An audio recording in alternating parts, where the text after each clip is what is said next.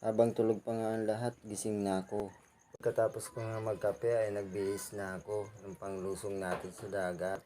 Dahil tulog pa nga ang lahat, yung camera ko pinahawak ko muna sa aso ko. Yung aso ko pala talented kasi hindi siya nagnakaw ng ulam pag may tao. Kaya bantayan mo ang ulam mo kasi pag nalingat ka, tiyak, ubos, basag pati plato. Meron din kaming alagang pusa, wala siyang hilig sa mga daga. Sa gabi, yung mga inaanting niya, yung mga nakatagong prito. Napakabait din niya, hindi siya nagnanakaw ng ulam pag may tao.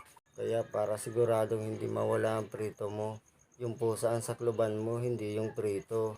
Bago nga pala ako magbihis ay nagpakulo na ako ng tubig para sa ating babauning kape. Dahil madaling araw pa lang tayong bababa, tiyak, mapapalaban na naman tayo sa lamig. Nagbabaon din pala kami ng damit para pag ahon natin sa bangka ay agad tayong magpapalit. Pagkatapos ko nga magbihis ay kinuha ko ng ating pagtitimplahan ng kape. Shoutout nga pala sa nagbigay sa akin itong tumbler. Malapit na po siyang masira, baka meron ka pa po diyang hindi naman ginagamit. Joke lang po. May nahon nga lang pala ang pagkilos ko kasi natutulog pa yung pamilya ko. Baka magising sila, kawawa naman, may mga pasok pa ang mga bata. Pagkatapos ko nga magkape ay pinuntahan ko na ang prinsesa ko para mag-goodbye kiss. Siyempre, sunod naman ang aking reyna. Hindi pwedeng makalimutan, baka magalit yan. Diyan na ako. Alas 3. Pagkatapos ko nga magpaalam, ay lumabas na ako.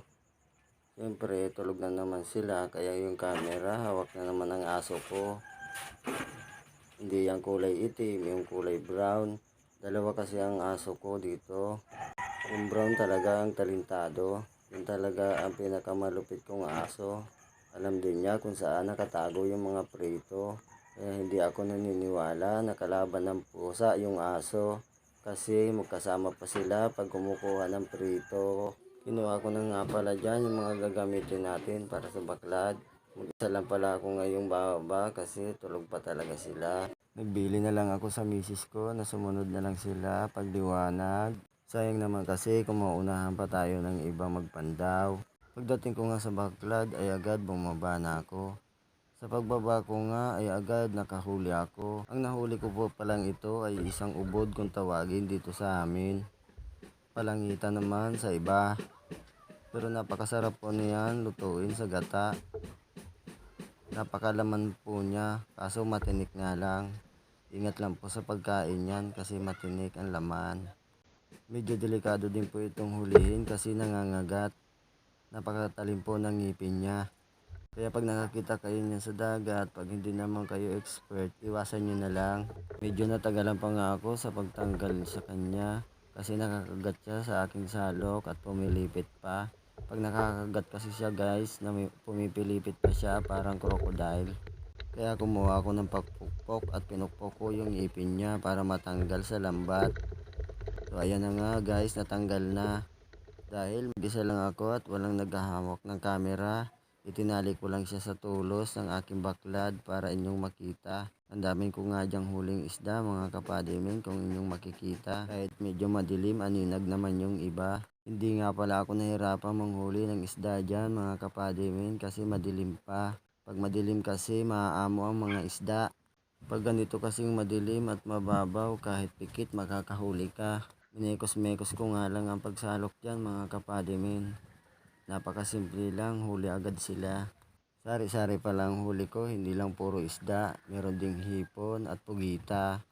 Kasama pa yung mga kamag-anak, kaya medyo marami sila. Pag uwi ko nga sa bahay ay maliwanag na. Kahit hindi pa nga nag-aalmusal, yung mga isda inugasan ko na. Hindi pala lahat ng yan ay huli ko. Kasi dyan yung iba ay binili ko.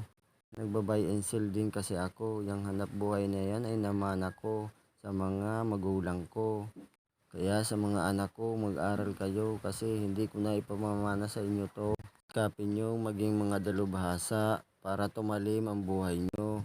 Pagkatapos kong i-prepare lahat ng dadaling ko sa bayan ay nakapagligo na ako. Nakabihis na rin at nagsalamin na rin ako.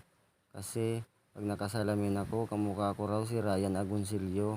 Yun ang sabi ng asawa ko. Yan nga pala ang asawa kong nakadilaw, si Judy Ann Santos. O di ba magkamukha sila?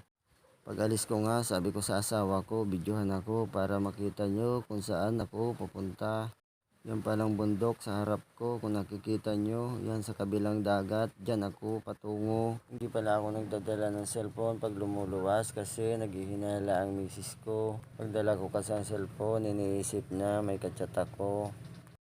Pag lumuluwas pala ako, nagdadala ako ng mga container na walang laman. Kasi doon pa kami umiigib sa bayan upang gamitin namin pang inuman.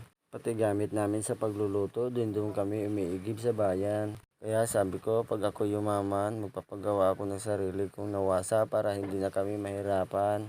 Lahat ng aking mga kanayon ay makikinabang. Pasakay na nga ako sa aking bangka at papunta na sa bayan. Araw-araw pala, ito ang aking ginagawa. Lalo na pag maramihan. Pag uwi mo lang, saka lang ang pahinga. Sa pag-andar nga ng aking bangka, akin ang binilisan upang makarating agad sa aking pupuntahan. Sa sobrang bilis nga, ito nga, pabalik na ako. Kasi nga ako pwede magtagal sa bayan kasi maghihinala na naman ang misis ko. Ganyan talaga pag mga gwapo. Pag lumuluwas pala ako, lahat binibili ko na. Lahat ng kailangan namin sa bahay, sinasabay-sabay ko na para isang biyahe na lamang kasi napakalayo namin sa tindahan.